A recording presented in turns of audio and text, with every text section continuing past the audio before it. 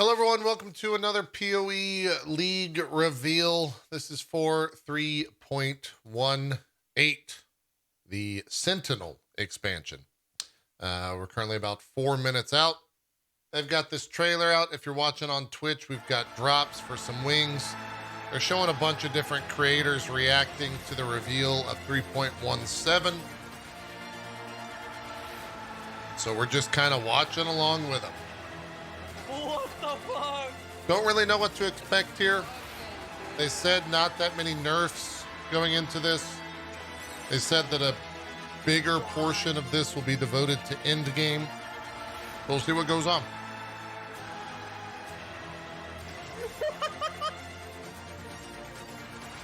I just hope there's not that many nerfs. The last league I had a lot of fun with, but I played it all off stream. Valuable new items. And I think this league could actually be massive for the game. Because there's no other video games out right now.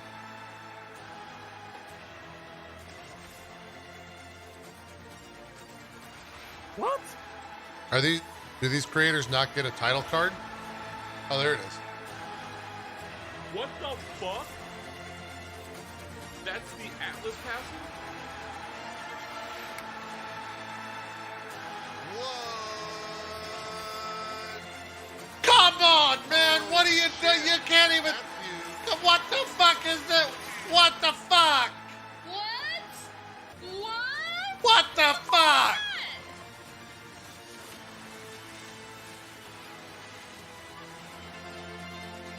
What the fuck? What the fuck?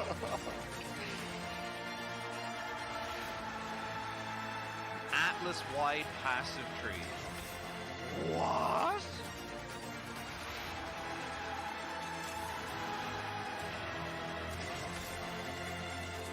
Oh, hey. Wow. Valuable new items. So God damn it. Outwards. An Atlas-wide? What? What do you mean an Atlas-wide passive tree?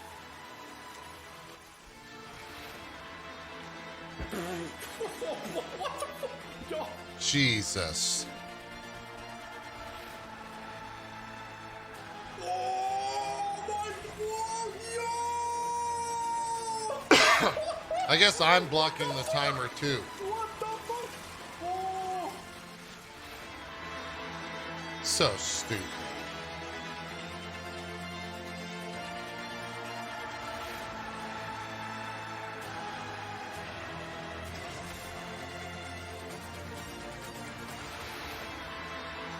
Do you think we're gonna have? I really don't know what to expect from this.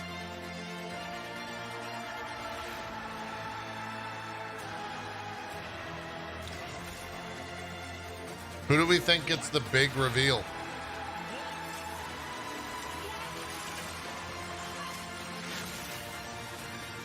This means that we're saying goodbye to regional Atlas passive trees and hello to a single gigantic Atlas Fucking passive course. tree. I'll just Good keep old Path of blocking them. Exile. This new tree has over 600 passives available to choose from, and you can The man who plays the least amount of PoE. That's who. All right, I'm going back up Hi, to the top. I'm Chris Wilson from Grinding Gear Games. Thanks for joining us today as we reveal Path of Exile's next expansion, Sentinel, which launches on PC and Mac on May 13th, and on Xbox and PlayStation on May 18th.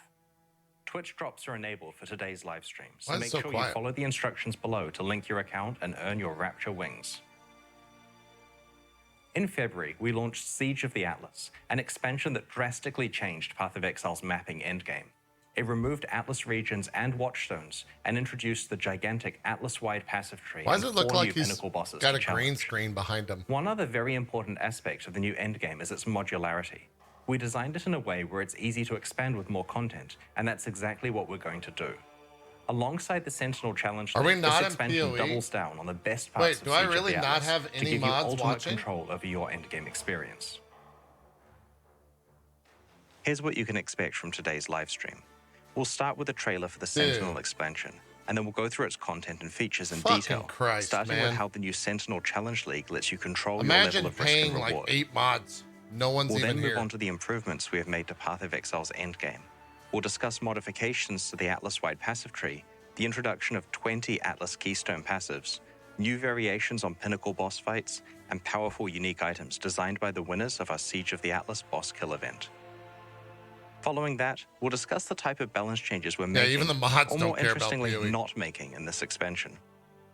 We'll then cover what we're doing with magic and rare monster modifiers, various quality of life improvements, and the full release of controller support for PC players. After showing you our latest supporter packs, I'll head into a live Q&A with community streamer ZiggyD, where we'll answer your questions. Once that finishes, we'll post the expansion's full patch notes. There's a lot to cover, so let's roll the trailer for Sentinel. All right, here we go. I'm going to move my camera down here. This seems to be the safe space to make sure I get into the clip reaction for next league. In the wake of your power, something has arisen. Dark Sentinels, hungry for a share. But these cruel constructs can be harnessed. Are we getting a pet? Take them, bind them to your will. What? Test and tinker, combine and reconfigure. And It's a together, you will item. find your fortune. Some Sentinels are powerful. Others are dangerous. But in a world with shifting stars, monstrous new threats, Is that double shaper? and valuable Whoa. treasures, you will need them. The Sentinels await your command. Huh. Kind of a dumb looking pet, if I'm honest. That's not making the clips. I'm sure you have a lot of questions, so let's get started with a full explanation of the upcoming Sentinel Challenge League. Sentinels are ancient constructs that have been unearthed across Rayclast. In this league, you will collect these Sentinels and attempt to harness their great power. Are you going to sell me But this MTX? symbiosis is not without risks. Once deployed, a Sentinel follows you, watching and waiting for you to enter combat. As you encounter enemies, the Sentinel will fire a beam that doesn't damage the enemy, but rather empowers them. This not only amplifies the difficulty of the foe, but also the rewards that it yields. Okay. There are 3 classes of Sentinels that you will find as you kill monsters in this league. Stalker Sentinels will follow you for around 30 seconds, empowering dozens of monsters before they dissipate. This is like a build your own breach or delirium effect, because you control what monsters you're fighting when you deploy the Sentinel, and through various means that we'll describe shortly, you're also in control of how much the monsters are empowered. In contrast to Stalker Sentinels, Pandemonium Sentinels are designed for mass area of effect, and typically only fire one shot. But this shot really counts, chaining between monsters to affect an entire screen full of foes at once. This class of Sentinel can be very dangerous because it empowers so many enemies at one time. The final class, Apex Sentinels, can only empower rare or unique enemies. They fire fewer shots but have a much larger impact on difficulty and reward. You start with a single slot to equip a Stalker Sentinel, but as you play through the league, you can eventually unlock 2 more Sentinel slots so that you can have 1 Sentinel of each class equipped at a time. Each class of Sentinel can be deployed only once per area that you play. You'll quickly develop various strategies for when each class of Sentinel is best used. For example, saving your Pandemonium Sentinel for when you're surrounded by monsters, or using your Apex Sentinel on the map boss or league content that spawns several rare monsters. With a full loadout of Sentinels equipped, in every map you'll get to empower bosses of your choice, juice up an entire screen at once with a button press, and choose the part of the map where it's best to empower a series of dozens of monsters. Huh. Sentinels cannot be damaged by monsters in combat, but do gradually deplete their internal power supply each time you use them. They can be found as you play and are incompatible with traditional Rayclastian crafting techniques. However, New Sentinels with different properties can be assembled from the depleted husks of others that you have used until their internal power supplies ran out. We'll explain that crafting process in more detail later on. So no new currency. You can Thank find God. magic Sentinels that have mods on them. Well, These kinda. mods can augment the base properties of a Sentinel, extending its duration, making it empower monsters faster, increasing the number it can empower, or even the degree to which the monsters are empowered, affecting both their difficulty and rewards. Some mods will add specific drops, such as currency items, essences, or unique items, to monsters empowered by the Sentinel, but at the cost of increasing how difficult the monster is to defeat. You can also occasionally find rare Sentinels that have more than 2 mods on them. These are generally quite a lot more powerful than normal Character magic gains Sentinels tailwind. if you find the right combination of mods. It's kind of sick. The Sentinels you find as you explore Rayclast will become more powerful. Some particularly powerful ones with special properties can only come from the process of assembling new Sentinels from depleted ones. While the Those are Sentinels good. you find generally get better and better as you play through the League, you can also upgrade the behavior and properties of Sentinels through your Sentinel controller. The Sentinel controller is like a runic circuit board. It's what powers your Sentinels and allows you to customize them. There are specific nodes for each of the 3 types of Sentinel, so you can customize the properties and behavior of all of them, or potentially focus on your favorite base types. As you play through the League and kill more and more enemies affected by your Sentinels, your controller will gain power. You start with 4 units, which is enough to power your first Sentinel slot and your first runic node. By the endgame, you are able to work up to 30 power units, which is enough for almost half of the controller to be powered at once. So how do you choose which runic nodes to power? You do this by connecting them together with filaments. Power flows from the top of the circuit through the filaments until it is all in use by the nodes you have connected. You can set up filaments in advance and they'll automatically be used as more power filaments becomes drops? available. Moving filaments around has no cost. It's basically like a planning tool that gradually gets activated as you gain more power throughout the League. So you're not locked into a specific plan and you can respec for free at any time. Okay, Some great. powerful runic nodes require 2 filaments and hence allocate more of your power when activated. Additional Sentinel slots for other types like Pandemonium and Apex Sentinels, for example, require 3 filaments and hence 3 power units each.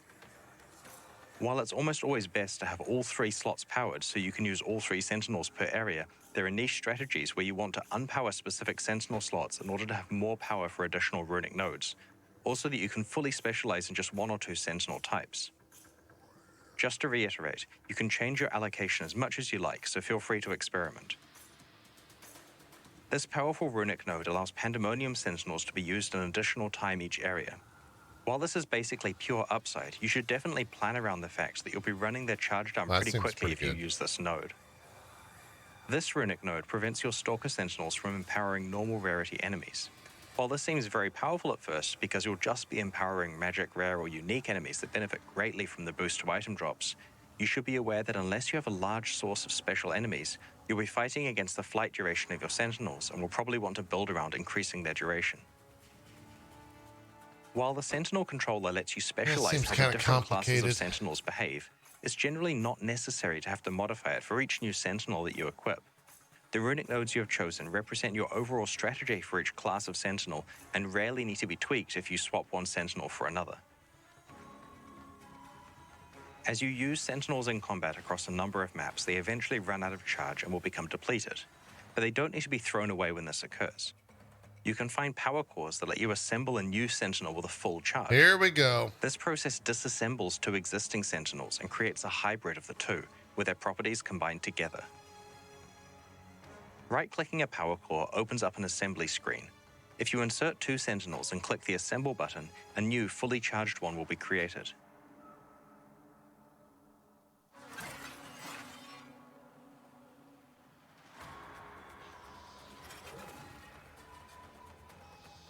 This process is a complex and unpredictable one that can either inherit properties from the input Sentinels or potentially produce new ones that weren't based on either of them. For example, the base type of the Sentinel could either be the left input Sentinel, the right input Sentinel, or an entirely new one that can't spawn naturally and can only come from this process. The same applies to its modifiers. You generally get a mix of modifiers from the 2 input Sentinels, but sometimes they have their tiers upgraded or entirely new mods added, occasionally including ones that are exclusive to the assembly process. The end result is that you're usually getting Sentinels that are similar in function to the depleted ones you have combined, but occasionally mutate in new ways, producing results that unlock more power and possibilities. The best Sentinels in the game will come from lucky combinations of depleted Sentinels that have just the right mods. It's also possible to assemble 2 Sentinels directly into one of the many valuable unique Sentinels.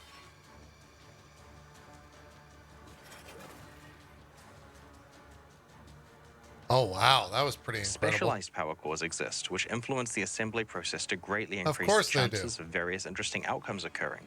They don't guarantee anything, but are absolutely worth considering if you're trying to hit unlikely assembly results. You may want to accumulate a small collection of depleted Sentinels so that you have options to assemble together. That's where the Sentinel Locker comes in.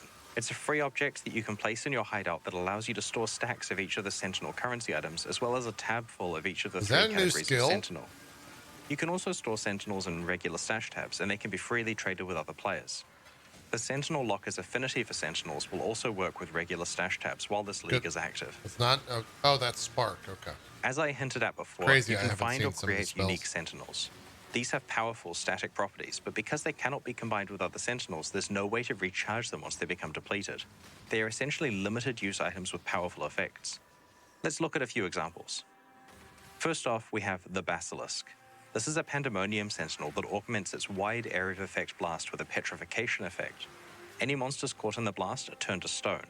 Rather than being primarily useful for raising the risk and reward of combat like other Sentinels, this one is incredibly useful as an emergency button in combat. What By the hell? activating the That's Basilisk, very you strong. can freeze most of the monsters around you in place, letting you take control of dangerous situations. This unique Sentinel, the Hollow-Eyed Skull, is basically a headhunter in Sentinel form. Oh.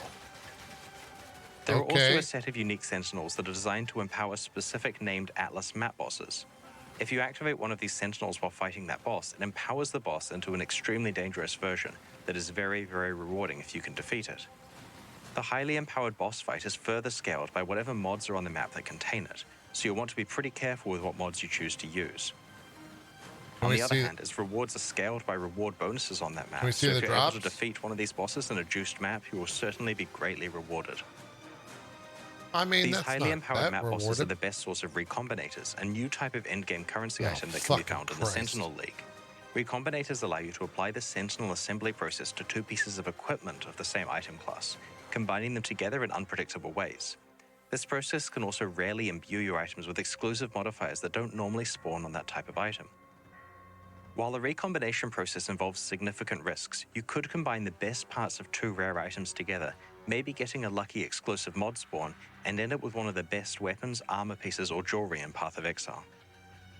What? Sentinels can be deployed while engaging in other League content, I'm gonna need to so you can understand juice that the a little risk and bit better. reward to quite crazy levels. For example, you could enter a Mirror of Delirium, trigger a breach, and deploy your Sentinel at the same time, causing the monsters to have 3 significant modifiers to both their difficulty and rewards. There are only a few specific areas that Sentinels can't be deployed in, mostly for technical reasons, and those are unique maps, pinnacle Atlas bosses, and the Simulacrum. So that's Sentinel in a nutshell. It's a combat league that gives you heaps of control over the exact risk and reward you encounter. It stacks with Okay. other combat-enhancing league mechanics, juices your endgame bosses beyond any kind of reasonable difficulty, lets you play with temporary headhunters, and might even let a few players assemble some pretty insane rare items if they're lucky. We're very much looking forward to seeing your stories after you've had a chance to play with it next week. Kind of a simple league, but also complicated. In addition to the Sentinel Challenge League, this expansion Improvements? further improves on the new endgame introduced in Siege of the Atlas, its Atlas-wide passive tree and pinnacle boss fights. The new endgame was designed to give you ultimate control over what kind of content you want to play and how difficult and rewarding you want it to be. With the Sentinel expansion, we are doubling down on what makes this new endgame the best one that Path of Exile has ever had. This expansion introduces 20 powerful keystone passives to the Atlas tree. As you know from the regular passive skill tree, keystone passives are usually dramatic and build-changing, with both Sick. upsides and potential downsides. Each keystone can completely change the way you play Path of Exile's endgame, and we have designed keystone passives for many different playstyles and situations. That's a Shaper and Elder thing right there. The Here we second go. big change is that we have introduced these clusters of passives that grant you even more control over what endgame content you encounter. As you know, you can encounter many different types of Interesting. past league content randomly within maps. That is These new great. passives allow you to prevent content you don't enjoy from appearing randomly, while simultaneously causing other content to spawn at a higher rate. Aside from the obvious convenience of only encountering the past league mechanics that you choose, the system is great That's for target farming specific incredible. content that you have juiced on your Atlas tree. Get the fuck out of here. Thirdly, Dumb we have created shit, incredibly difficult fucking and rewarding stealing Uber shit versions of 7 league. pinnacle I boss don't even know fights, your which name. can be accessed via 6 new Keystone passives. These fights are designed to challenge the absolute best Path of Exile players, and suffice to say, they these are are like brutally difficult. crazy endgame. Let's take a look at some of the new Keystones and boss fights. Fuck heist, get out The of here. singular focus keystone makes it significantly more likely that your favored maps will drop. If a map drops that is not one of your favored maps, it will be converted into a random currency item. This means that you'll exclusively That's see your incredible. favored maps, and outside of that, more currency. This is the realization of the I only want to play one map dream that some players have. It also That's helps players who incredible. are over-sustaining maps and would rather just get extra currency items.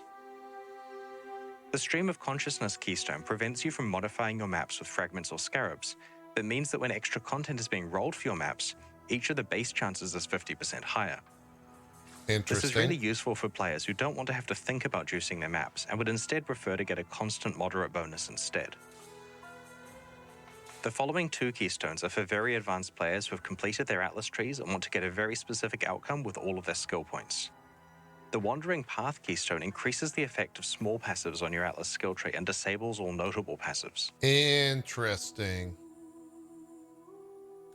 The Grand Design keystone increases the monster pack size in each of your maps by an amount proportional to the number of notable passives you have allocated.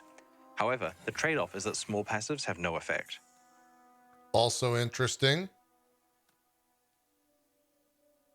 These 2 keystones are very good for specializing into maximizing pack size and quantity at the expense of specific league content, which is great for general Magic Find builds or divination card farmers. So the rich are going to be The richer. Twist of Fate keystone changes the behavior of corrupted rare maps in unpredictable ways. Upon entering a map, you may be sent to an alternative map of the same tier with randomized modifiers. All of the master missions, scarabs, and Kirit crafts applied to the map will also be randomized. This process will not pick an outcome that was already on the map, so it always shifts it to a new property that you didn't have before. Okay. This means that you can play all of the scarabs, master missions, and maps that you enjoy, and any leftover ones can be randomized to new outcomes, which are guaranteed to not be the ones you started with. This may have some interesting economic consequences as well, with players feeding bad scarabs or maps into the Twist of Fate lottery. Interesting. Fan. The Wellspring of Creation and Dance of Destruction keystones change the ratios of monster life and damage in maps on the Atlas, Whoa. so that they are more dangerous and less tanky, or vice versa. These 2 keystones are designed I'm to a be big remedial, fan of that. allowing players with an abundance of offense or defense to normalize themselves so that they can handle the content better.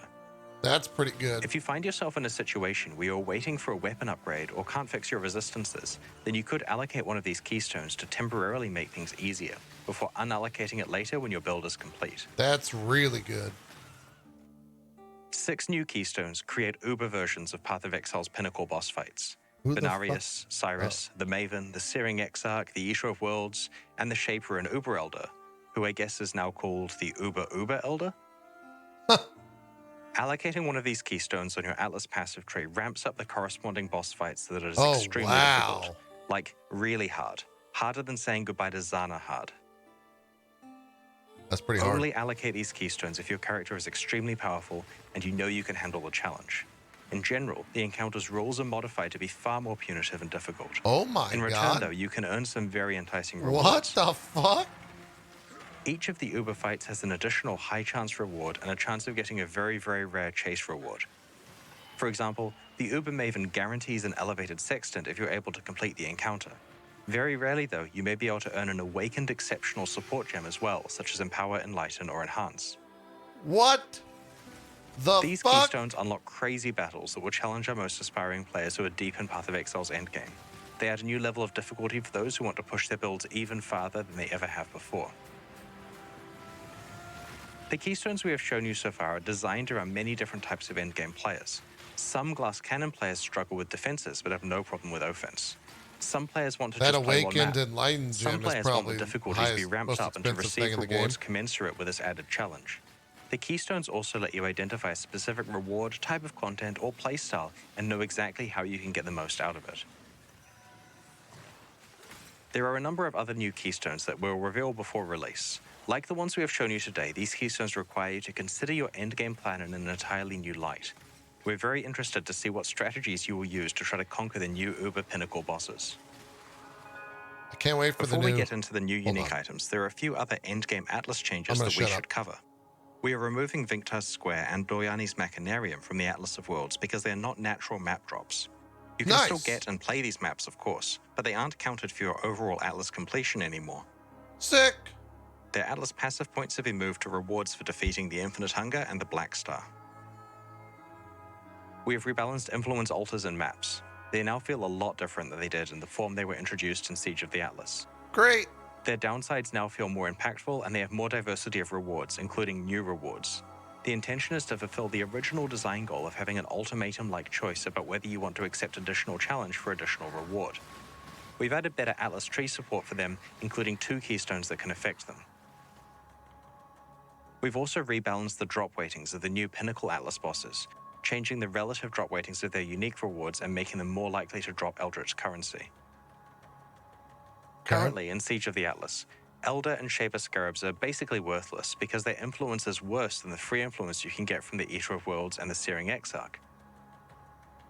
In Sentinel, you can now apply multiple types of influence to one map, so you could have Eater of Worlds influence alongside a Shaper or Elder Scarab on a Conqueror map. Together, these 3 influences combined have a very large effect on that map, and this will make Elder and Shaper Scarab significantly more desirable. That's kind of nutty. That's a lot of The shit. start point of encountering Shaper, Elder, or Conqueror influence and influence items has been raised to level 81 areas. Yeah, I mean, We've that's also some... fixed an issue that was causing some players to skip playing most of the contents of maps. On the lower half of the Atlas passive tree, there were a lot of small skills that granted a 2% chance for the map boss to drop an additional map. This meant that it was possible to sustain maps by rushing to those bosses and ignoring every other monster in the map. Correct. We have retained the overall bonus, but have changed it so the map drops from a random monster within the map rather than the boss. You cheeky bastards. We're also addressing an issue with the way that you acquire Maven boss fight invitations. Currently, it's possible that you get hit with a bad streak of RNG and haven't found an invitation by the time you have enough bosses witnessed. You can now purchase these invitations from Kirak for a moderate price if you need to. Okay. Not bad. Here we go. At the launch of the Siege of the Atlas expansion, Here we go. hosted a competition that saw players racing to be the first to kill Path of Exile's pinnacle bosses in hardcore solo self-found mode. The main prize for doing so was the ability to collaborate with us on the design of a unique item that would drop from a boss in Path of Exile's endgame. 5 of these uniques have been designed so far and will be featured in this expansion. The 6th one will be released once the winner has time to design it, very likely in 3.19. Call of the Void is a new cold-themed ring that was designed by Lighty and will drop from the Uber Elder. It causes all damage to chill and causes chilled enemies to shatter on death, as though they were frozen. On top of this, chilled enemies deal less damage back to you based on the magnitude of the chill affecting them.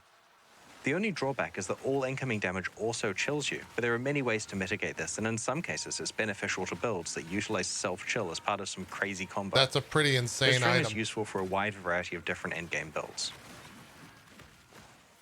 Echoes of Creation is a new unique helmet also designed by Lighty, which will drop from the Shaper. It's designed for builds that use Warcries and grants an extra use before cooldown to Warcry skills that are socketed in the helmet. It also grants more damage to exerted attacks based on the number It also of looks Warcries like a affecting giant them, penis. but causes you to take damage when you use these attacks. The self-damage number looks really scary, but it can be mitigated by various mechanics such as armor, endurance charges, and life recovery. This powerful niche helmet is ideal for characters that try to use as many Warcries as they can. The third Lighty unique being introduced is the Burden of Truth, a unique belt which will drop from Cyrus. Broadly speaking, this belt encourages you to have healthy energy shield and life pulse and helps you to achieve What this is by Supreme granting you additional Decadence? energy shield based on a percentage of your maximum life value. The belt both lets some portion of chaos damage hit your energy shield, but also causes some non-chaos damage to bypass your energy shield like it was chaos damage. This is often an upside because splitting damage over both life and energy shield lets you recover both simultaneously. The Supreme Decadence keystone that this belt grants, which is previously restricted to timeless jewels, causes your life flasks to apply to both your life and energy shield at a reduced rate. Overall, this belt is extremely powerful for characters who can build to have a decent energy shield it's pool hybrid. while also using life flasks appropriately. It's a hybrid build. The fourth new item that we're featuring today was created by Waggle. It's an amulet called the Eternal Struggle, which will drop from either the Infinite Hunger or the Black Star. The amulet has a pair of Eldritch mods, and the one that is dominant will be based on which of the bosses dropped it. The dominant mod also controls whether the amulet gives a Malignant Madness or Culling Strike bonus. I You'll mean, need it to seems work out okay. which of the two bosses to farm based on which half of the amulet you want to activate. The final unique we're showcasing today was designed by SteelMage. It's a unique jewel that drops from the Maven. The jewel refers to a random keystone on your passive skill tree and enables you to be able to allocate passives within a radius around that keystone without them being connected to the rest of the tree. While the keystone itself cannot be allocated, this jewel allows you to jump across great distances on the passive tree in a very skill point efficient way. In addition to these uniques that have come from the boss kill competition, we have added new unique items to the Uber Pinnacle boss fights that can be accessed through some of the new keystone passives.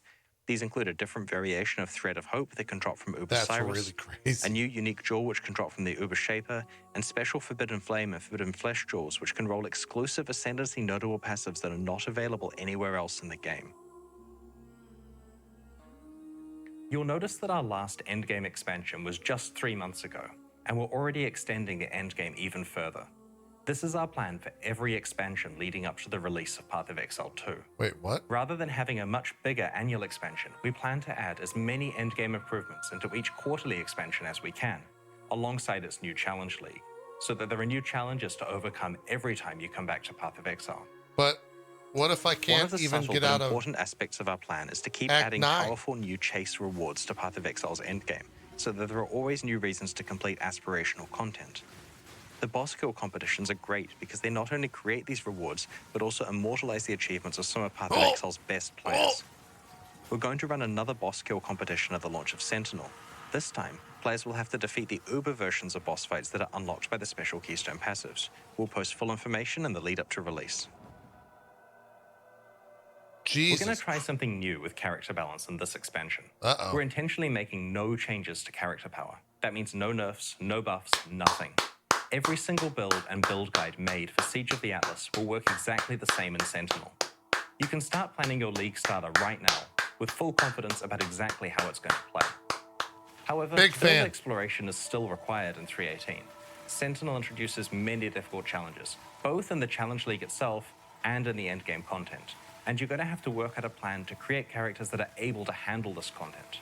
But at this release, you can hit the ground running, knowing with confidence which builds are a good starting That's point pretty for you. sick. No patch We notes. don't intend to do this character balance freeze every release. For example, 3.19 definitely contains planned changes to character balance. Even though there are no character balance changes in 3.18 though, we have still made some changes to actual game content. For example, let's talk about the changes to monster modifiers.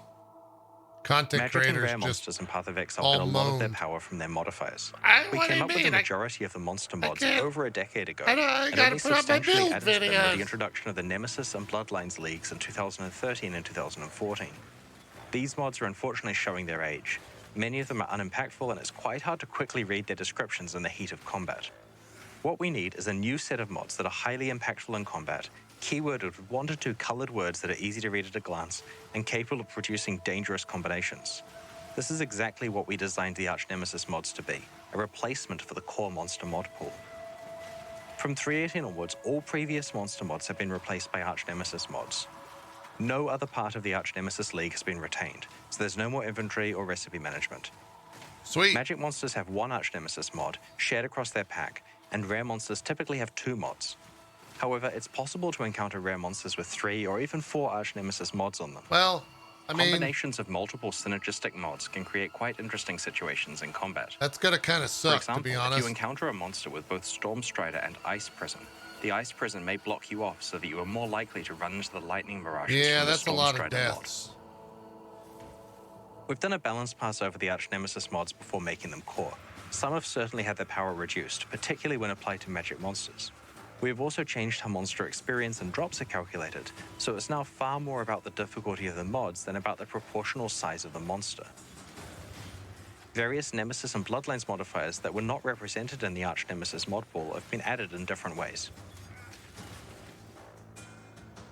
What?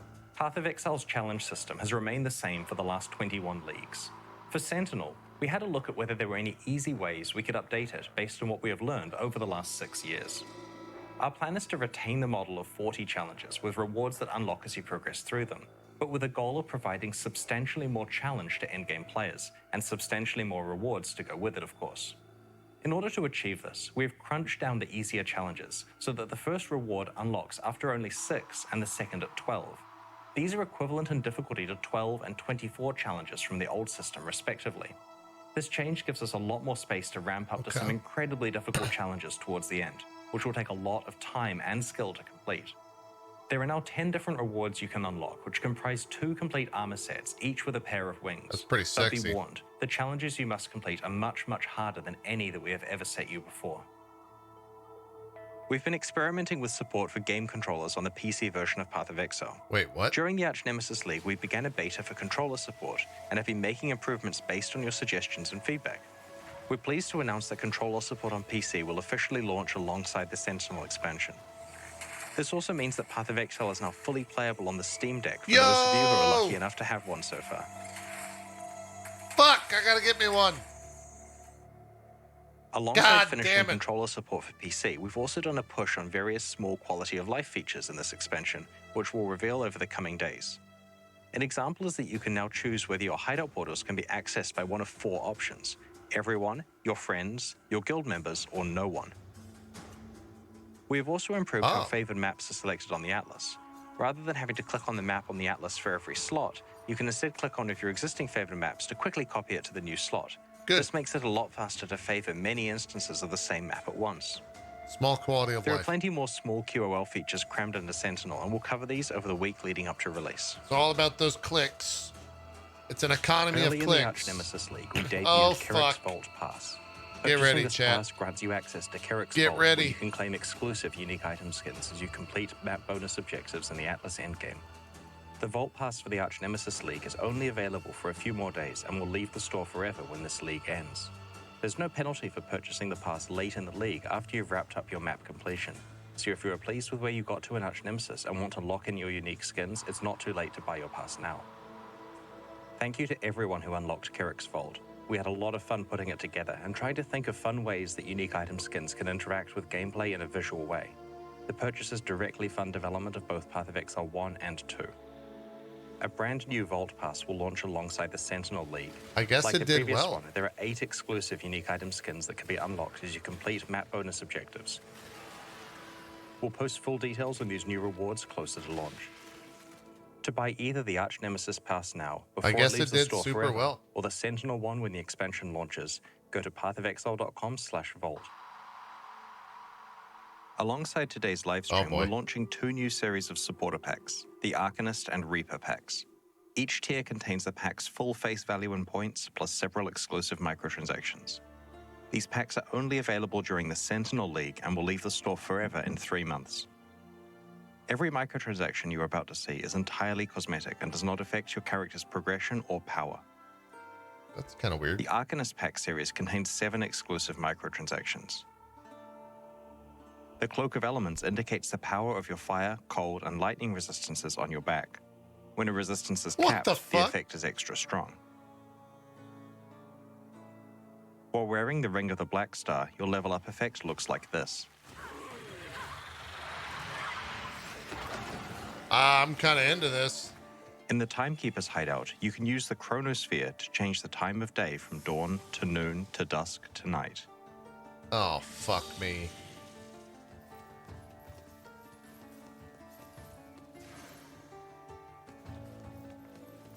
There's teleporters? With Chevron's tome on your belt, identifying items will cause exploding books to appear nearby. That's kind The of weird. Mage Blue map device blossoms with greater intensity as you open higher tier maps. It's kind of sick. With the soul-stunning weapon effect attached to your weapon, any attacks that stun will cause your enemies to have an out-of-body experience. Someone watched Far From Home. Drinking from the searing quicksilver flask causes an explosion and sets your character on fire. Fan of that. I like that. The Reaper Pack series also has 7 exclusive cosmetic microtransactions. The Soul Harvester's Cloak's power is based on the number of enemies your character has killed. What? With the Belt of the Hive Queen equipped, flasks you use will cause blood-sucking insects to appear all over your character. Ew. I don't like that, Chris. The Ghostlit Graveyard is a hideout where you can control the color of its torches. It also comes with 6 exclusive hideout decorations. Kind of all right. Medidrone will follow you around and use a healing beam on you whenever you're gaining life. Thanks, Medidrone. The Underworld Portal opens a gateway to Hell. Its effect upgrades in Part 2 and again in maps, where it indicates what tier of map you're playing. Huh. It's kind of cool. While wearing the Ring of the Exorcist, any spells you cast will exorcise the ghosts of your enemies if you crit. I While like using the this Grim stuff. Reaper apparition, the Reaper will appear and cull any unique or rare enemies you slay. I'm into this. As I This is mentioned pretty cool. before, these packs are exclusive to the Sentinel League and will leave the store in 3 months. They're available right now at pathofexile.com/purchase, and they directly fund the ongoing development of Path of Exile 2 and Path of Exile 1 expansions like Sentinel. God damn We it. How greatly much, appreciate your support. how much is this going to put me out? Thanks for joining us and checking out today's reveals. God We damn, I can't wait gotta to go see look you at in the Raycast price. on May 13th. We'll begin the What are we Q&A in a talking few about? moments, so please get your questions ready in chat.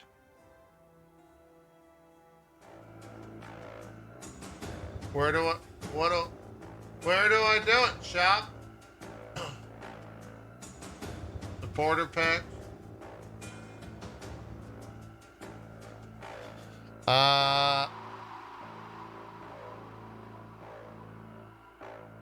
$90. $180. They're $90 each.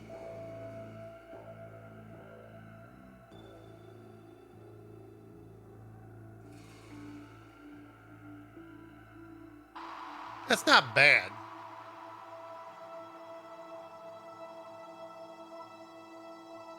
Fuck. God damn you, Chris Wilson. You son of a bitch.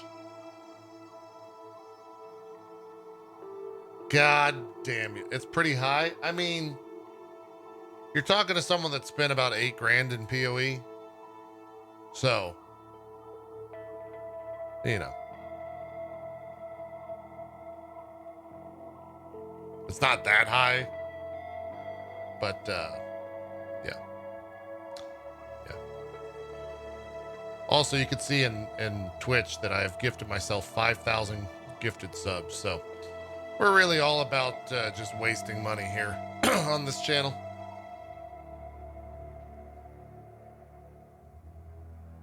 Oh, man.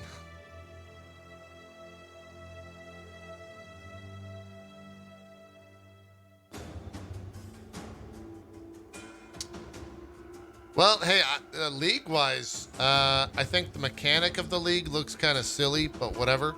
I'm very excited for the fact there's no changes balance-wise. I think that's super exciting. And all the endgame stuff, like, we maybe we'll have a goal. Like, maybe this is the first league in a very long time where I have a proper goal. I don't know what I'm gonna play. I played Skelly Mages last league, and that was fun because Skelly Mages is ridiculous. But maybe I'll look for something even more broken than that. I'll see if there's anything that Mathel played. We'll see. Hey, you're live, Ziggy. G'day, Exiles, and welcome back. It is ZiggyD here Neville, with none shut other up. than Chris Wilson. How you going this What morning, are you Chris? doing? Come here. Hey, good, thanks. Thanks very much for joining us. Thanks for hosting another Q&A and having me on to ask you some questions. Always a pleasure. I think we have to straight away jump into the last part. This is completely different to my planned order of events here, but does the Medi drone actually heal you? Everyone was like, pay to win in chat.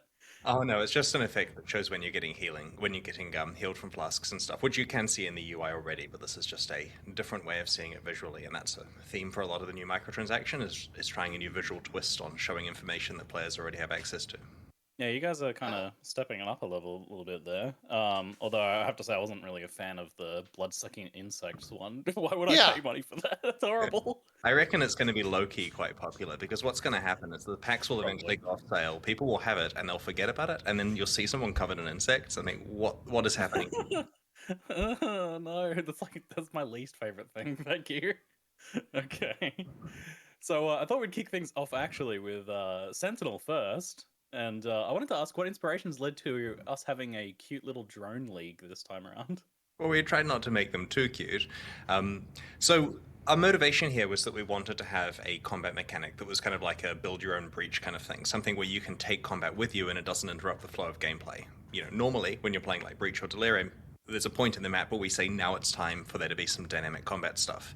And so here we thought, what if we make a mechanic where several different times during a map, the player can choose the right time that they get to deploy their Sentinel and have juiced up combat for a while.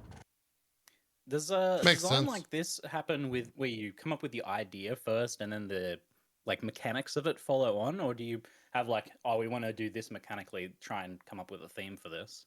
We came up with mechanics first. In this case, the goal was to have something which tags monsters around you, making them a lot harder and more rewarding. And then from there, we realized we can have complicated mods on this. And it actually started off with a bit of an organic theme. Like our initial random idea, thrown together on a Saturday was that this was some kind of growth on the character that projects something at the monsters. And that's actually why. So computer scientists in the crowd will notice that the method we use for combining Sentinels is very similar to genetic programming, the concept of taking some properties from one, properties from the other, and having a chance of mutation. And that analogy works well with the organic side, because you're kind of breeding these growths or whatever.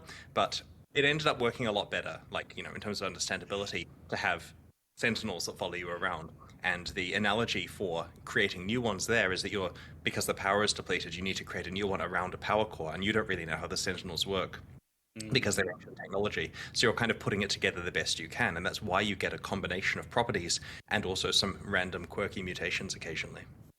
Nice. I prefer this approach, I think, for a few reasons, but I'm interested in this idea of fantasy technology, like ancient lost technologies that are more advanced. That's like a theme I love, and it's something that Path of Exile has been doing more and more over time, this sort of ancient, otherworldly, or esoteric technology. Has this always been a plan for PoE's world building, or is it something that's evolved over time? Well, there was a bit of it there from the beginning with the Val, right? They're a civilization that clearly has a lot of interesting stuff going on that predates what the player is currently doing by thousands of years. And so we established the fact that they have stuff like floating machines already. Now, of course, the Sentinels are not Val technology. They're something else that players might be able to piece clues together about. But yeah, we feel it's established that there is ancient technology that's honestly a lot more powerful than what's going on in Rayclast currently. It's sad when ancient technologies like automatic doors are lost. Too bad. Maybe we'll rediscover such technologies one day. What about the weight of the door? Oh no. Quote. Perfect. So how much harder do the Sentinels make enemies, and in what ways do they make them harder? I wasn't really clear on that watching it. So they make combat harder in several ways. From your point of view, the monsters that when they attack you, they're doing damage and more stuff, and when you attack them, they're harder to kill. And this honestly varies a lot depending on the rarity of the monster. With a normal monster, which obviously has very low life and damage to start with, they're buffed a lot more percentage-wise than a rare or unique monster. So if we're applying, I don't know, this is me picking a number out of the air, a 400% buff to a normal monster, we're certainly not applying a 400% buff to Katava. And it's in a way similar to Delirium. It did similar types of scaling. But this also depends on the type of Sentinel. For example, the one that empowers the entire screen, the Pandemonium Sentinel, it has a bit less of a buff than the one which is specifically there to target specific monsters, or the one which is a little bit slower at targeting ones, the Stalker Sentinel. And all of this is captured in that empowerment arbitrary number that's scored on the Sentinel. And this is just a number. It doesn't directly correlate to a percentage the player can understand, but it is used internally at different scaling amounts depending on what type of monster it is. Generally, more empowerment equals more damage reduction. and of course better rewards. Now, the key thing about this is that we've tried very hard to make sure that empowerment is given to you proportional to any extra bonuses and stuff you're getting. So it's like with maps where you get pack size and quantity and that kind of thing as you put harder and harder mods on the maps. The same thing is true for your Sentinels, that as you make better and better ones, they'll proportionally get better empowerment to go with it. You scored a drop. Okay. I like the idea that this is like ancient lost technology we don't understand, and also One the sec. mechanic is a little bit obscure as well. Was that kind of intentional? We especially don't want people understanding how the combination Exactly. process stuff works. But yeah, the general rule is Sentinels give you the opportunity to make combat a lot harder than normal, and in return you'll get rewarded. And there are some cases where the rewards double dip, which are quite interesting that I can talk about. People sorting through like the game code to better understand mechanics like this has been a thing for as long as Path of Exile has been a thing. But how do you design something like that then that manages to keep some level of obscurity in a system like this? Well, from a crafting point of view, the rules are all server-side, so we can come up with complicated random things on the server and hope people can't reverse engineer it. On the client, though, I believe there's nothing that they can reverse engineer that will relate to this damage stuff, so we pretty much get to make big spreadsheets on our end, implement it to do that model, and try as much as possible to make sure that players are rewarded for any additional difficulty they have. We don't want a situation where you get a bad Sentinel that's making combat harder and not giving you something for it. And so every bit of additional difficulty will give you additional item quantity, rarity, and experience, notwithstanding any of the other bonuses you get to item drops. I find that like balancing point of like the obscurity versus players like if something is learnable, then players feel like they maybe have to learn it as well, whereas the opposite is true as if it's unlearnable in an extent. But at the same time, you have to think about whether players can sort of still engage with the mechanic and feel like they're having some level of control over it. Do you think there's like a level of player control here? Well, we want to make sure that people understand the core principles of it, even if the actual math behind the scenes is intentionally obfuscated. And the principle here basically is, it's like with other things that juice the combat difficulty, is juice it as much as you can, but not too much, otherwise you'll die. And so there's an extreme level of player control here for a few reasons. Firstly, you choose when to deploy a Sentinel in the map, and which Sentinel to deploy. Secondly, you choose which Sentinel you're using, like what mods it has on it. Are you using a unique? Are you using just a regular magic one? Regular normal or magic one? Have you managed to find a rare with good mods? You have your entire Sentinel controller to spec how you want. And if, for example, the Sentinel combat is too hard, there are ways in your controller to spec more in the direction of rewards and less in the direction of empowerment. And of course, respecking there is free, so it's relatively easy to dynamically adjust the difficulty, so it's never too hard for you, and you're just getting constant rewards from it. Nice. How much is this affecting the reward then? Since we're juicing up these monsters? The empowerment that affects difficulty also proportionally affects item quantity, rarity, and experience. And you can also get these additional reward icons on monsters. You'll notice in the footage, when the Sentinels empower monsters, occasionally you see like a currency icon or something appear above them, or a unique icon. Now, it's worth noting, there's a base level of monsters giving out these reward icons, of Sentinels giving out these reward icons. So even if you have no mods on the Sentinel and no speccing into anything fancy, you'll occasionally get reward icons. But there are lots of mods that will give you additional reward icons a percentage of the time. Now, these mods are factored into the empowerment number, so it double dips where because the mod is on the thing, the monster is slightly harder, which means that it stacks more rarity and quant as a side effect. And so you get kind of a double dipping effect there where you get twice as many, effective rewards. Sounds Double dipping. makes sense. How often do Sentinels drop, and where do we get them? Well, you can find Sentinels as you play through the game, and they also drop from Sentinel caches, which are scattered throughout the world. They're pretty often. The intention is not that you run out of Sentinels, right? You'll always have Sentinels to use. The question is whether you have good ones or not. And you'll notice they're corrupted, so you can't just drop AUX on them. It is actually difficult to have a constant supply of good rare Sentinels, but you can put the work in, you can spec into this stuff, you can, do clever combining, and we expect that any good player in Path of Exile will generally have good Sentinels that they can use most of the time. And I understand the concerns that this feels like a bit of micromanagement, but it honestly plays pretty streamlined. Essentially, you can use Sentinels for a number of maps, and there are lots available to drop more ones in as they're depleted. And if you'd like to Sentinel enough that you miss it when it's run out of power, then that's a really good candidate for combining, because if you combine two things together and you liked both of them, chances are you're getting something roughly similar out the other end. Occasionally you might get something worse, but sometimes you'll also get something better, and it could get a cool mutation on it where you get some mod which you'd never considered that suddenly starts like duplicating enemies when they're tagged, for example, or doing a lot of other cool stuff. And so we'll see some very interesting things where people are this is the worst analogy to ever mention on Twitch, but they'll kind of be like breeding a bloodline of good Sentinels, if you see what I mean. I've been playing Crusader Kings recently. I know all about that. Okay. I'm gonna just switch to Twitch chat. Nice. We don't like that, Chris. How crucial is this, like, combining up of the Sentinels? We don't like that. And how do you, like, design a mechanic like this to avoid the, like, talisman, like, for the old players of PoE, situations where these mechanics become really laborious because there's a lot of combining? So you don't really combine up through the tiers. You find better tiers of Sentinels. So as you play through the game, you'll find better and better ones. You do combine if you want to have a chance at making Sentinels that have combinations of mods that you like. So the theoretical best Sentinels can come from combining. So in terms of base types, the way it works is there's a progression from low level to high level, just like you know, bows or wands or something like that. And we also have a few other base types that can only come through combining. But once you've got it from combining, you can then potentially persist that one by combining it with other ones and getting lucky. The purpose of combining is when you're finished with 2 Sentinels you found effective, you get a chance to get something that's moderately similar to what you put in. And that really helps with sustaining rare Sentinels as well as occasionally getting good unique ones and so on. The talisman comparison is a good one, but we have learnt very much from the problems of that league. And the first problem we had with talisman was that the item you were making was competing with amulets, right? You know, it was hard to get good rare talismans, and it was easy to get good rare amulets, so therefore talismans were worthless much of the time. Here, it is hard to get good rare Sentinels, but nothing else can go in that slot, and so it's a bit of a slower item progression than what people are used to. We've definitely designed the combining system to be more of a crafting system, rather than talisman, where you couldn't do stuff on demand. If you wanted to do combining, you had to go and find some stones, do a whole boss fight, etc. Here, you can make new Sentinels wherever you want to. The item crafting system where you can combine armors in a similar fashion, how similar is that to the Sentinel crafting? Like, will combining a bunch of Sentinels kind of give you an idea of how that's going to then work on items? Yes, it's quite similar. Basically, we were looking for something you can do to make new, like, you know, really cool rares, and we realized that we have this system that was entirely designed around the genetic programming of assembling new Sentinels, and it would work really well for rare items.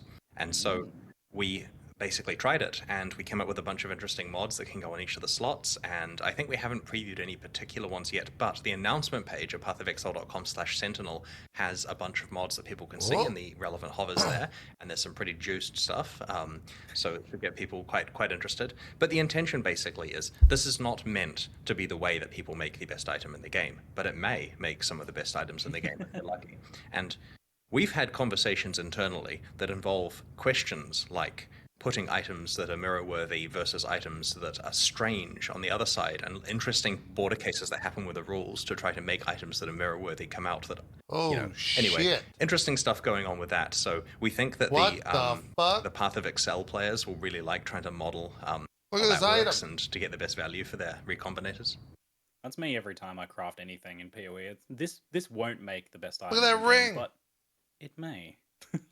Yeah, it's certainly a non-deterministic crafting thing, but it should be interesting. And I think especially if some of these recombinators make their way into standard, there could be some interesting things that happen after the league ends. Are there any like hard rules with this recombinator thing, like for getting the specific modifiers, or is it just kind of going to be like very hard to understand?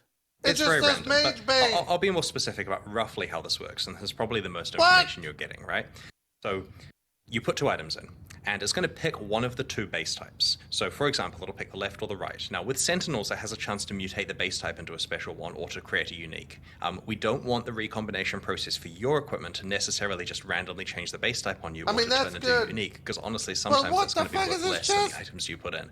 So once it's picked a base type, for Sentinels, it uses that base type, and for your items, it retains all the properties of that core base type. For example, any enchants you've got on it, any sockets, corrupted status, implicits, all of that stuff, you know, catalysts or whatever. This all gets dragged along with whichever base type was selected. Then for the explicit mod selection, it basically puts everything in a pool and selects some subset of it. So you get some mods from one of the items, some mods from the other. Sometimes you're unlucky and get way fewer mods than you started with. Sometimes you're lucky and get a whole bunch of good ones you liked. Then there's a chance for various things to occur, like it randomly tinkering with the tiers of the mods or rerolling values. And of course, it can add special mods, basically the mutation outcomes from a special pool. And that's where the really good Sentinel stuff is. You really want to get that available in the pool of stuff that you're combining, because then you get some really, really powerful Sentinels. Obviously, relatively optional, of course. The Sentinels work well without those mods, but they're a lot more powerful with them. And the same is true for regular rare items. If you are doing this basically recombination lottery, you get the ability to get, like, you know, keystones on body armors and that kind of stuff, which could be pretty useful for some builds. Fun. That does sound like a lot of fun. Back to gameplay on Sentinel for a little bit. Yep. What's to stop players from using a Sentinel on a boss like right before it dies to subvert the challenge? Right, so basically when a monster is empowered, it is fully healed. And most of the time, Sentinels not gonna empower let monsters you before you outdo get a me, chance Chris. to get to that monster, and so there's no problem whatsoever. If you were to, you know, try to cheese a boss down to low life and then bring your Sentinel out, then yes, you do have to You fight it again. son of a bitch. It's worth noting, by the way, one of the pieces of consistent feedback we've had internally when people first see our promotional material before they've played the league is they say, well, with Path of Exile clear speed what it is, this is going to be so lame because the Sentinels are slow at tagging monsters Right. and therefore I have to wait for them all the time. Unlimited When they play power. the league, they realize it's very, very easy to spec into a Sentinels are very fast at tagging monsters and chain through monsters, and you get multiple beams, multiple chains, lots of tagging speed. And generally speaking, we've tested on very fast map characters, and if you spec correctly, there's no problem whatsoever with the Sentinels staying ahead of you. And of course, you have ones that hit a whole screen at once. The other thing to note is, and this is something that we didn't really emphasize God there, damn is it, that Chris. Sentinels tag up to a specific number of Get monsters. in here, So this PJ. means the one that tags a whole screen, you don't need to go and grab the entire map. Like, you don't have to have this lame playstyle where you pull the whole map We from one gotta place show and hit 'em go up. to get everything tagged. It does have a limit. And this also means that as long as you're killing fast Okay, enough and he's the gone. Sentinel's tagging stuff fast enough that you use its full limit, then it doesn't really matter if it misses hitting a couple of monsters due to you being so OP, because you'll still get full value out of that Sentinel. Okay. How does co-op work in Sentinel? I'm always interested in this question. So basically, with co-op, we've tried really hard to make sure that it doesn't penalize players. Both players can use their Sentinels in a map. A monster can only be tagged by only empowered by one Sentinel at once, but they can tag more monsters in an instance. Wow. When we're doing leagues, Oh, we try that's very actually hard to kinda make sure cool. nowadays that you're not in any way penalized for being in a party. So technically speaking, yes, playing in a party would let you. So tag could an you awful bring a lot of party monsters. and juice an entire map? Yeah, that's I thought it would only be like the map creator or something, but I like that a lot more. There's some good co-op's griefing thinking a lot better. opportunities where, like, your guy you're playing with is waiting to tag the map boss with an Apex. Why's it Sentinel, gotta so be you a just hit your guy, pandemonium Chris? faster than him and Huh? just tag the map boss really quickly. Huh? Uh-oh. This is It's immediately what comes to mind. 2022. That's Okay. fine though, because like if you're playing in a party, you should be like trying to work together.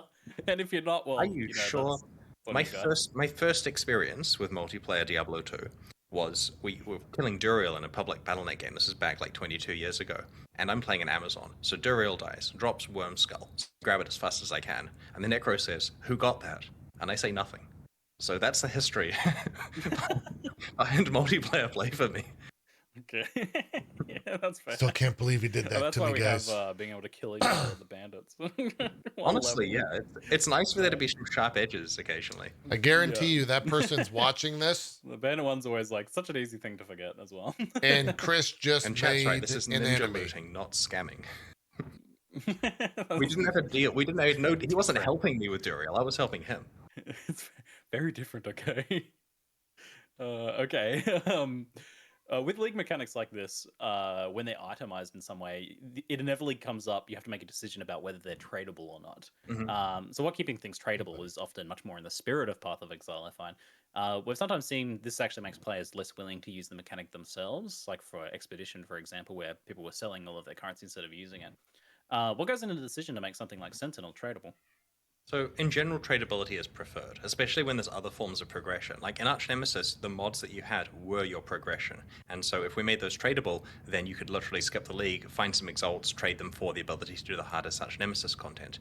Here, because you have your Sentinel controller, which powers up as you kill empowered enemies, you do actually have to engage with the league to progress with it, and therefore tradability is totally fine with the items in it.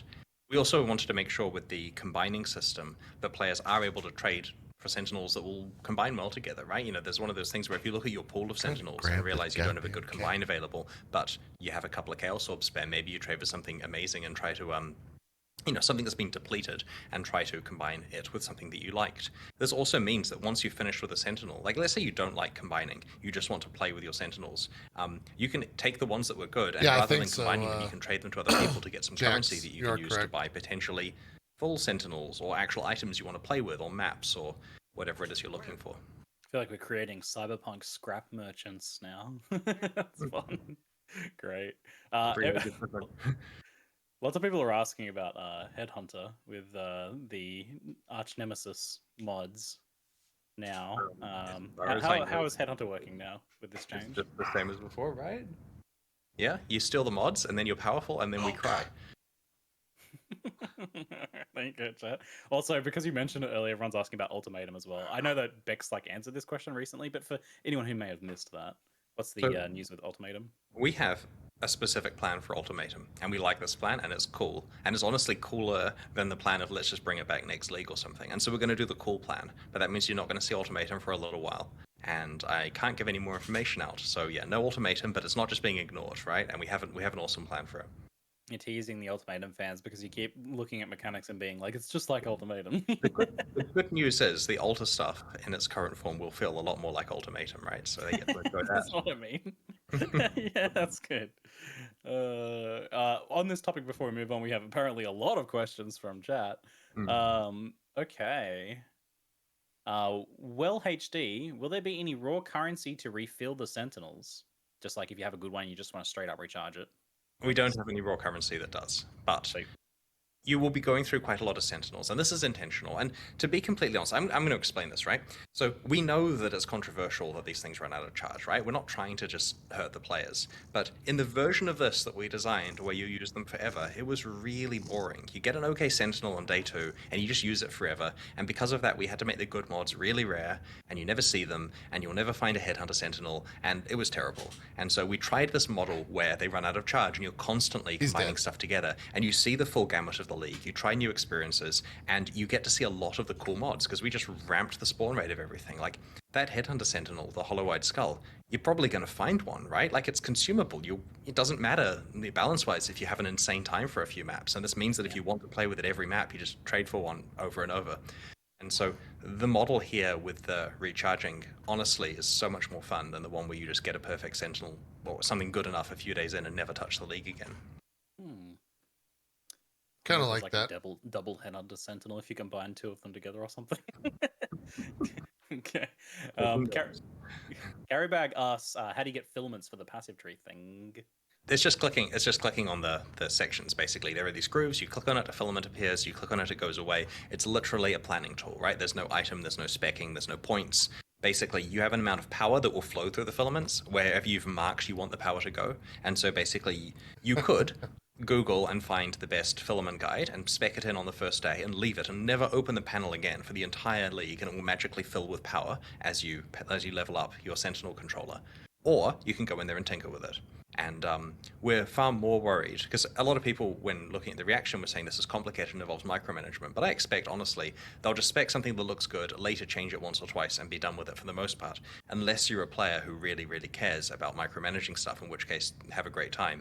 To the point where we have insane rules to do with snapshotting to stop people, like, auto hotkeying something where it changes to one Sentinel spec, they release that Sentinel, then they change it to a different, like...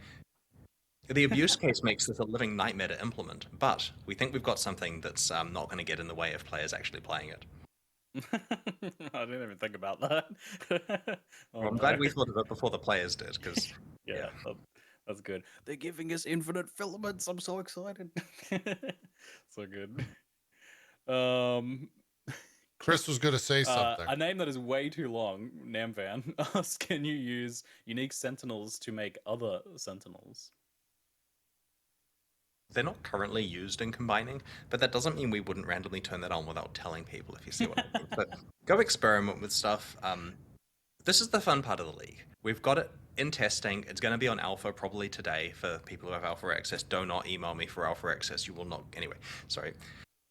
Just saving my inbox. We've got it going on alpha. I need alpha. Feedback, and this is the week where we get to make extra things that are fun, right? We get to look at it and go, maybe we should allow combining uniques or something like that, and come up with some extra stuff. So yeah, we'll come up with some cool ideas there. I love the idea of combining uniques. That's super fun. With these recombinations, Amorous asks, is there any way to connect influences on items together? So you combine 2 different influence items together. Can they do the same thing as an Awakener Orb and smush them together? I'm going to do the dev check on that one to make sure I'm explaining exactly how it works. So what's the deal with influences? Well, the short answer is no. Yep. The long answer is that picks the non-influence base type, then it won't be able to select influence mods. Right, okay. So when it's selecting base types, it picks one or the other. And if it picks one that is not influenced, it cannot select mods from the other one that have Chris that looks influence, like a bold or have Mark influence, because then Ruffalo. they couldn't copy across. So the influences have to match in order for it to copy the mod. And What? there's still so much crazy No, abuse he that players will doesn't. work out with this kind of stuff. Like, we're coming up with crazy cases here where we have to put contrived That's stuff gonna into be a players no making for me. insane items that shouldn't exist. And even then, there's going to be a lot of rares that really have impossible mods on them that we are tolerating. And I that's think only you're stuff we just can think about, fascinated so- with Mark Ruffalo. Yeah. All right. Which, not a bad thing. That answers the following question. Perfect. In that case, we shall move on to the next section. Let's talk a little bit about the Endgame Atlas, in particular the passive tree side of things, which was a huge introduction last league and been expanded upon with Keystones this time around. So we're being given a lot more control over our Endgame experience. I think he now, looks like both Gwyneth these days in Paltrow. general, and also specifically now. Like Keystones, for example, allowing us to only drop our favorite maps, and nodes that disable unwanted league mechanics and such. This and the new passive tree overall feels like a big shift compared to PoE of yesteryear. What's led to the dramatic change for PoE's endgame and like player agency levels? So, a lot of the time when we change our mind about something or do an experiment is because Path of Exile 2 is in the future.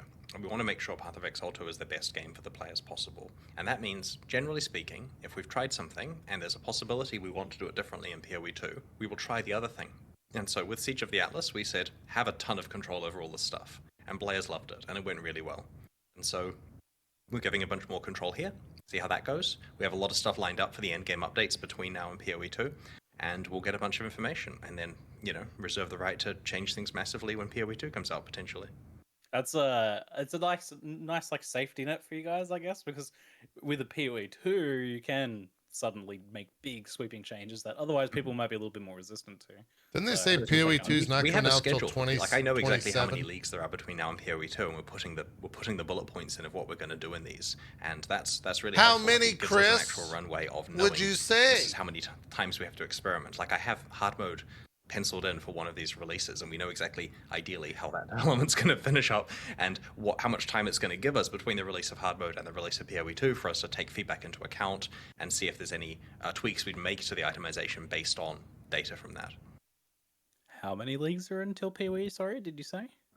It's a number. It's a countable whole number. And I guess the follow-up question for a later question I was going to ask anyway. How many Is it leagues until single hard mode? digit? Probably 2, but we can talk about that when you ask the question.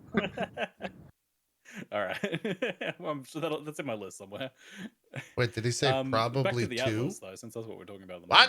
moment. How successful overall do you feel that the new Atlas passive tree has been, and by what metrics do you tend to measure success of something like this when you implement it? So we didn't really use metrics. We kind of knew it's awesome because we play the game ourselves and we know it kind of feels right to us. So when we did it, we thought this is Okay, cool. drop And the that's kind of ego good here, enough. Chad. And sure, if players absolutely hated it, we Fucking would have, Chad had Wilson. a second thought about that. But we didn't look at metrics. I mean, here's an interesting thing, right? If you said to me, what was player retention like last league? I would have said, absolutely amazing. Best ever. People played more and No, all that's this incorrect. amazing stuff. Elden But Ring if you look came at the out. numbers, they quit in droves when Lost Ark came out because you can't miss the release of that game, right? Also Lost And then Ark. Elden Ring came out. Like, there was no way Correct. people were going to get the full in-game experience. But yet, I still feel that Endgame had the best retention because the players who happened to not be interested in the other 2 games played so much more than usual. And so to some extent, because a lot of our community went to play those really good other RPGs, we're expecting this is the actual release of the end game for them. Like, there are so many people who, and we're ignoring the fact that Diablo Immortal comes out in a few weeks, by the way, guys. That's not a game. We're going to play Path of Exile. But because people are sticking around for the whole league this time, they're actually going to have a full league with the new systems for the first time. That's Chris! like an interesting counterpoint, I guess, like looking at God metrics, though, it's damn! like yeah, there's always like other things that are going on as well. Because Holy I think a lot of people feel shit, the you same way can't that, just this last fire league is, live in some ways ammunition, the best Chris. Path of Exile has been, especially for me. You gotta let us Endgame, know. Especially like best endgame I've played in PoE. Jesus and yet, fuck. other games came out. Man, I'm sorry. No, I completely understand. And that was unlucky for us. It would have been great Yeah, if Siege did yeah. have an uninterrupted 3 months, but life happens, and that involves other games. And with this release as well, it also gives people, because of the static balance thing where there's a balance freeze, it gives people the ability to just pre-plan what build they're going to play and just know there's all this cool in-game stuff they can do and have a chance to actually, like, when our internal staff members worked out due to lack of balance things, the balance is probably going to be the same. I started to see people like 2 weeks, 3 weeks before the end of the league start testing characters that are already public characters. You know, nothing's changed, of course, because they want to be ready for league launch day, and that gives all of the players the ability to do the same thing, where they can pick a build, try it out, you know, work out their plan, and know with confidence there's no surprise nerfs in there. And this went to the point where there are bug fixes, where I've had very long repeated conversation with people say to me, it's not a nerf, it's a bug fix, Chris, and we haven't put it in because technically it does affect how a build performs. And so we've left bugs in the damn game for this league. They're going to be fixed in 3.19, but you get to use those bugs again if you want to, if that's the build. Okay, I find that really funny. Oh no! I didn't even hear anything he said. No, what were we talking about? I feel like we're getting sidetracked a lot today. It's great. Oh yeah. So Talking the about the passive Atlas. tree, the Atlas passive tree thing. That thing's awesome. I love that. How do you guys feel about where like the concept of tree lock-in is at? That is like the ease and cost of respecing the Atlas tree. We're pretty happy with it. There's the vendor trade that caps the price from things getting too expensive, and we're not seeing players constantly respecting the trade. Did too he often. say that's not our game? To some extent, we guys? want it to be expensive. I think to that's what he respec, said. but, you know, it's turned out to be in a pretty good place. So we I think do he want to said avoid strategies where you respec AOU, between encounters like and so our on. game. But technically, if you have the wealth, you can do that kind of strategy if you need Not to. a game. Yeah, it's kind of in line with the regular passive trees in that regard. The only kind of like friction point that I've thought of there is the idea of like different characters having the same shared passive tree. I love that it's shared progression, but rather if you've got like a bossing character and a mapping character, it's awkward that you can't have like separate trees for them. Is that something you guys have talked about at all? There's some discussion about this. Like, we do acknowledge that that's certainly a thing, but we don't have any firm plans for it. There's various repercussions, both from a implementation point of view and in terms of, like, obviously it lets you then have multiple Atlas specs. We're expecting this is the actual release of the end game for them. Like, there are so many people who, and we're ignoring the fact that Diablo Immortal comes out in a few weeks, by the way, guys. That's not a game. We're gonna Shit. Allocation, like heat maps for the Atlas passive did tree. I say. think you are maybe releasing something like that for That's regular not a passive tree game. at some point. Is that something you look at all? We can generate the data. We generally don't generate the data. Like, there was an internal joke that we generate stats for news posts, and then we get a chance to see what people are doing. You know, we honestly balance based on actually how things feel a lot of the time, because it's just so easy to look at the stats and completely misinterpret how something, completely misinterpret the stats by accident. There are people who write in by looking at PoE.Ninja and say, because of this percentage, you need to do blah. And when we look at our data just to double check it, it's entirely different because of some, bad statistics used, or that's only high level characters or whatever. Like, here's an example, right? We were talking about Detonate Dead as a league starter, and I mentioned in conversation it's going to be pretty popular for reasons. And someone goes and looks up Detonate Dead on PoE.Ninja and sees that at the top of the ladder it's not really that popular compared to other builds. Well, obviously, as a league starter is not something that people are sitting at level 100 with. And so it's super easy if someone just goes and gets data to actually cause damage. Like, you have to think quite a lot more than that. So we try not to I've pre-generate blacked data out. to I'm look at still- and find problems with. And while it's cool to have heat maps, and I'm sure to The make a good 50 image, cal we haven't shot bothered. that came across the bow. I mean, we haven't made a concerted effort to buff or nerf specifically mechanics on the talking Atlas about? tree. We just fixed a few specific things like certain influence types being too strong. But generally speaking, this isn't path of nerfs for the Atlas tree either. Maybe for sound the like- older stuff, but that's pretty obvious there. It sounded like you might have touched on my question there, my follow-up question, which is about the balance between Exarch and Eater of Worlds influence. In particular, it seemed like one was significantly better than the other. Yeah, the patch notes are coming out just after this chat, so people will be able to see what we've changed. And our goal was to make Exarch as valuable as Eater, so hopefully we've managed to achieve that. Cool, great. So answer some of my following questions. We're getting keystones, and you mentioned ambitious plans to keep expanding the endgame until PoE2.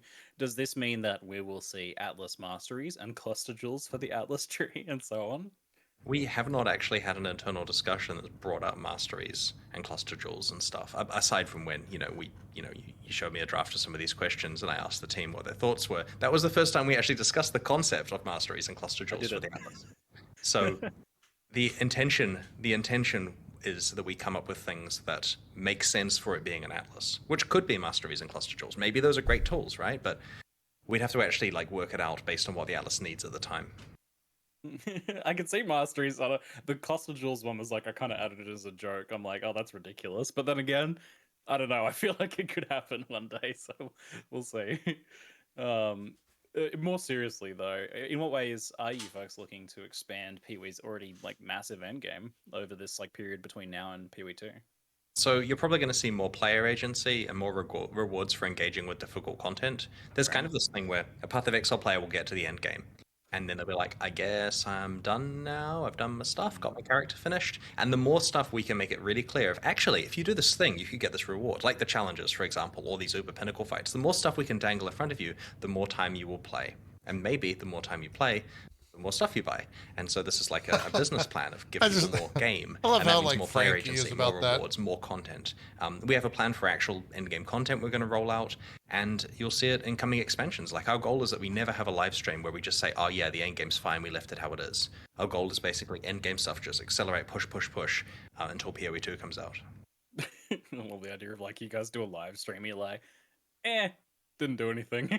Yeah. Glad he knows that. Remember how people liked the no character balance? Don't get it twisted. Like, I can't believe I just said that phrase, but every company knows that. They just don't state that. Really excited that we get to work on the end game every league, because previously we kind of had this policy of just touch it once a year and touch it in a big way, and it kind of did feel stale. And if you were to ask me what one of our biggest mistakes was we always come out with leagues that at least I find compelling, and they're generally pretty good, but when we leave the end game alone, people get to the end game, they've played the league, and then it's kind of just on faith that they keep playing, having some fun, but there isn't new stuff to do necessarily. So that's why we want to make sure there's new stuff to do when you get to the end for each of your characters all the time going forward.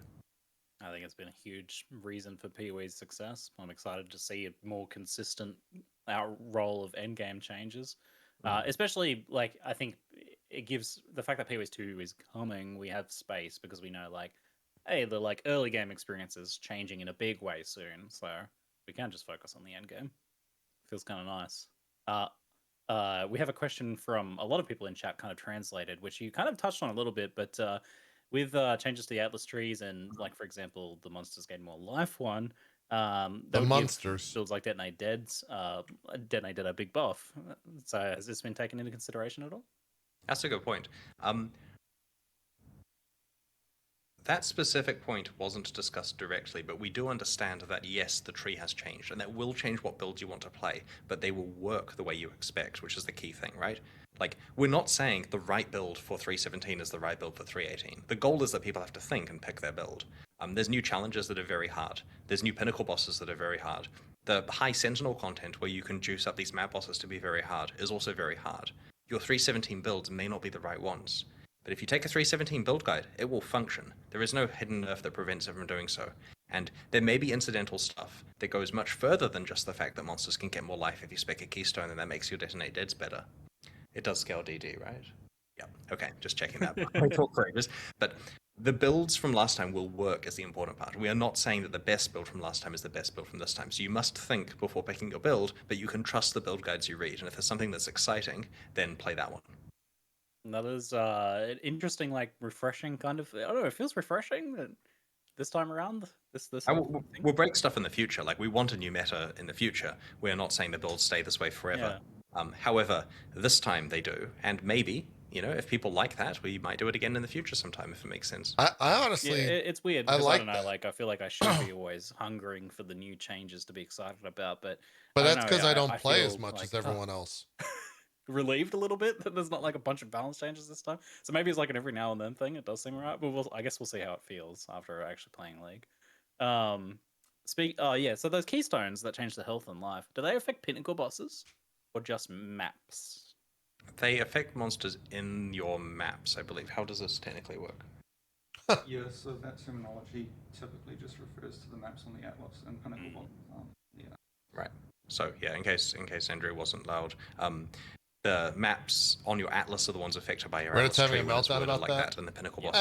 Reddit's having a meltdown about anything. So the things that do affect pinnacle bosses are probably referred to them specifically. Yeah, there is like one keystone per Uber fight, which is pretty clear that it makes it really hard. Oh, and here's the thing, by the way, random rant. What we learned from the Maelstrom of Chaos back in closed beta was that you have to have a cost for accessing endgame content. The reason why we made the map system where it consumes the map is so that there's a cost to trying. If you want to try a red tier map, it's going to cost you a lot, right? A whole red tier map. And the reason for this is because we found that players would play the hardest content of the game and then die and then be very angry and complain and quit. So typically, if you have high content, you have to gate it behind it being hard to get to, like the simulacrum or blah, blah, blah. Problem is, here, the absolute hardest content is gated behind clicking a keystone. So there are people who are going to play the Uber fights who probably can't complete them. So it's not the case that you should allocate the keystone in order to have a normal Path of Exile experience. This is going to kill you, right? Like you have to be really good at the normal Uber fight before the normal pinnacle fights before it's worth allocating that keystone. So just get your regrets ready for unallocating that after you've seen how hard it is. It'll put like one of those warning labels on it you have to tear off first before you gain access to the keystone. Warning, this will probably kill you. Yeah, we've had long, non-constructive arguments internally about whether this is technically Path of Exile's hardest content, where the answer is, of course it is, look at how hard it is, or I've come up with a contrived example of some other stuff. But as an example, you know the Theod, for example, The hell is where it's got Zent lots of blocks? bosses. It's probably on par with that, or a bit The hell above, is or a that? bit below, depending on the individual fight. But that's kind of the scale here. You don't just walk into that fight expecting it to be straightforward. And so these are certainly the hardest, like, solo boss fights with just, like, you know, 1 or 2 bosses in them. Speaking of hard content, are the monsters from the new influence type seeing any changes? In particular, springing to my mind is the tentacle miscreations that appear about 80 of them at the same time and start shooting me all at the same time with tracking, heat-seeking bullets. So we nerfed the Burning Ground from one of the Eto World's Alter mods that affects influence monsters. It was like a Burning Ground on death at scale based on attack damage, and certain monsters had really high attack damage, so they had off-the-charts Burning Ground. That's been fixed. And we'll keep the tentacle miscreations as they are for you, Ziggy. No, there's another Ziggy under the bus. Get moment. fucked, Great, Ziggy. thanks. Okay. Oh no, I've been giving the 10-minute warnings. All right, let's go. So Arch Nemesis modifiers are replacing old Nemesis and Bloodline modifiers. It had some really punitive and scary mechanics, like disabling leech and combos that led to truly unkillable nightmares. I made a monster where I invited like the most OP people we could find into the map, and they couldn't kill it. However, we had control over making these monsters every time, but now it's random. And I know a lot of the time it's gonna be like 2 or 3 mods, not 4 a lot of the time, but still, I need reassurance, Chris. I'm very scared. So there's a lot of balance changes for the Arch Nemesis mods, and most of them are taking things that make sense in the context of Arch Nemesis and that don't make sense in the core game and fixing it. So for example, in Arch Nemesis, you're always fighting just one monster, and it's one that you can control what's on it, so you can pick. But in the core game, it could be several monsters with a mod near you. Like maybe you've got a magic pack, or maybe you've just hit multiple rares near each other. And so an example is the mods that make all of the damage freeze or stun. And of course, that's a problem if there's just monsters all over the place that are doing like entirely freeze or entirely stuns on you. And so that stuff has been fixed. And like the Ice Prison mod disabled travel skills, whereas now it doesn't, because you kind of can't control when you run into it. So all of the stuff that required a little bit of foreshadowing is a bit less punitive now. We've also globally nerfed Grasping Vines, like, you know, not related to Arch Nemesis in particular, but certainly affects it. The other thing is that in Arch Nemesis, each mod had a multiplicative life bonus, and so there were some very, very, very high life rares. But when we've integrated it into the core game, they don't have such a bonus. Like we've kept the monster magic and rare life about the same as it was before, and it doesn't come from their mods. But to be clear, that doesn't mean that the rare monsters are easy. They were too easy before, we feel. They didn't, like, the basic idea is you play Path of Exile and you can kind of zone out and kill the monsters and it's fun and you have Some of those things your were power trap and impossible. everything's good. And then you run into, occasionally, a certain combination of rare mods that causes your character to have to pause and maybe do a different strategy. And that's how it's meant to be, that generally rare monsters are fine for you to kill, and sometimes they're hard. And people can try to argue they don't want a game where sometimes it gets hard, but the game we're making is one where sometimes it's hard, and that's done through rare monster mods, plus like things like act bosses and stuff that we can custom design. You could use the Diablo 2 example of like multiple shot lightning enchanted monsters, right? You can kill most of the rares and then you run into one of those and you have to be very careful, at least back in the good old days. So we do have combinations here that are hard, and we feel that something like turning off leech for a specific monster is not the end of the world. There are other ways of having to recover life, and if this is a game where you cannot be permanently leeching and occasionally you need another way of getting life, we don't feel that that is too bad. But we will make sure that things that are completely out of control or fixed, and there is a long list of changes. Actually, to clarify, there isn't a long list of changes. There's a lot of changes, but the patch notes basically just said we changed a bunch of stuff. It was getting completely out of hand to document it all, and it doesn't really matter because it doesn't affect your build a lot, so we only covered important points, but the nitpicky detail I don't think is there in the patch notes for these changes. Okay. We're going to speed through some more questions here. Alright. Are there any new skill or support gems this league? A lot of people asking. No, but we may have made some awakened exceptional support gems and hidden them away behind really hard bosses that no one's actually going to be able to kill and has a very rare chance of dropping them. I love awakened exceptional support gems. It's perfect. It reminds me of some of the really, really long old support gem names we had. Hopefully we get back to those. Those halcyon days of 18-word long support gem names. Okie dokie. Do we have any... Oh, yes. This was the question about hard mode. We're circling back to that now. Do we have any update on the previously teased hard mode? So, hard mode is still being worked on, but it is a second priority. And what that means is, if a league is looking great and everything is fine and we're going to release it on schedule at high quality and everything's perfect, we work on hard mode. And if it is not going to be fine and we need to work on the league, we will of course 100% do that. So in no way are we letting hard mode stuff sacrifice any actual work from the core game.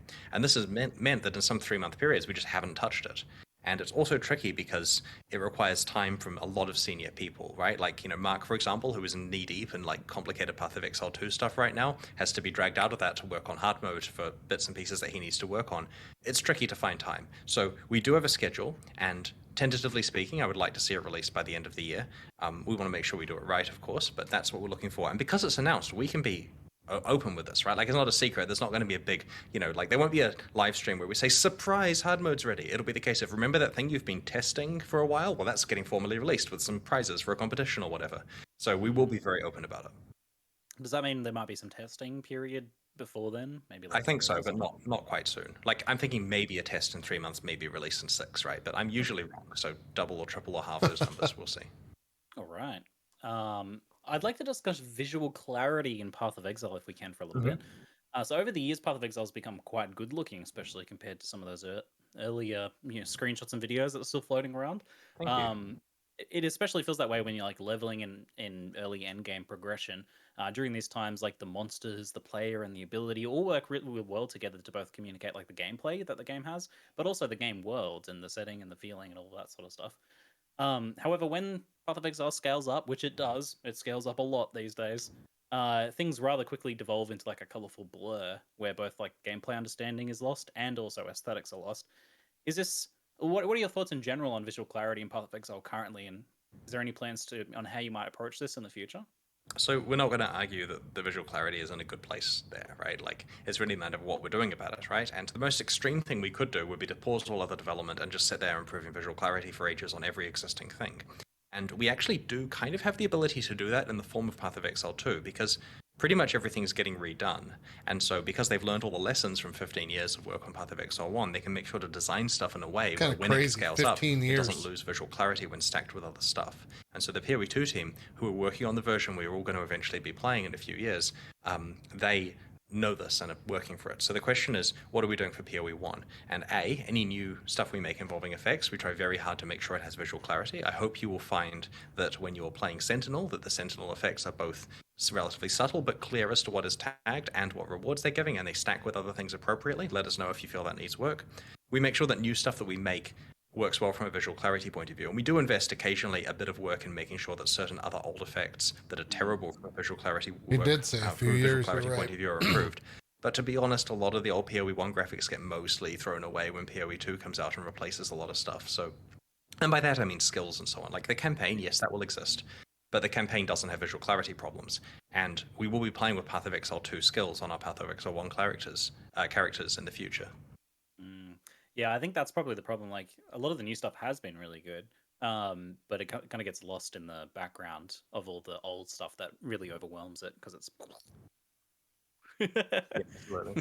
to put it simply. Glad to hear that it's something you guys are considering pretty strongly then moving forwards.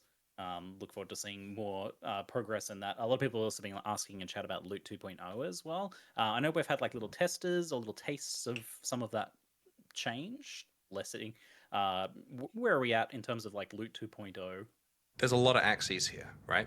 So the first thing is hard mode is going to be good for people that really want no clutter. Like if they really just want it so that items are special when they find each one, they go play that. It's kind of perfect. The second thing is we have been doing things like reducing the number of times you find currency item and increasing the stack sizes, and basically working towards decluttering. We also had some experimentative changes related to decluttering, which were deployed months ago that no one has noticed yet, which is good.